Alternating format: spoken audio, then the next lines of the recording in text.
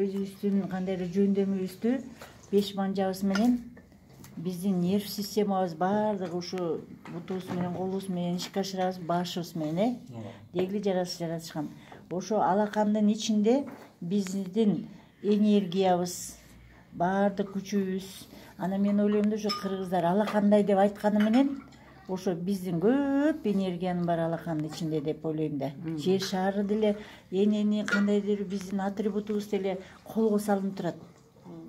Кол эки колдун ичинде жер шарын кармап, тынчтыкты сактап, ааламды сактап турат да.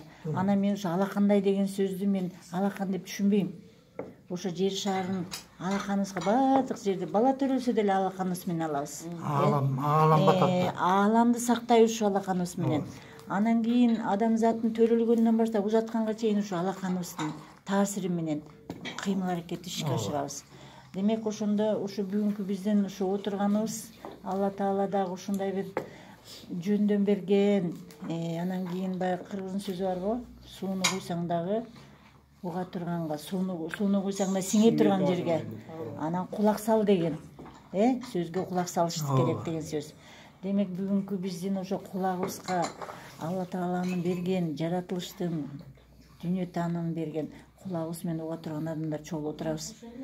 Анан кийин мен жаңыча айтканда баягы мамлекеттик кызмат менен аралашып калгандыктан мен биздин кийинки муундарга, анан кийинки түшүнө турган адамдарга жакын айта турганда биздин президентибиздин жолдомо берип, ошого шарт түзүп, ушул ишти аткаралчы деген адамдарга ыраазы кылгым келет. Себеби азыр накыл, насип, ыйман, адеп, ахлак, анан ден соолук, анан кийин дене тарбия деген сөздөрдүн баардыгы биздин президентибиз ошону макул болуп, ошону ишке ашыргандыгынга шарт түзүп атканда да, ушундай мен ошо жарлык менен таанышып, ушуну мен канча жылдан бери күткөм дейм да.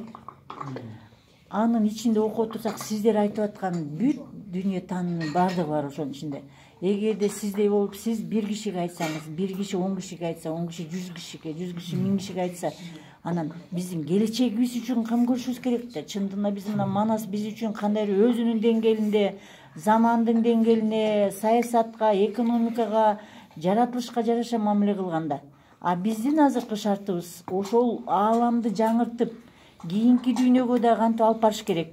Ошо дүйнө таанымы бизден жугуп, бизден болгон генде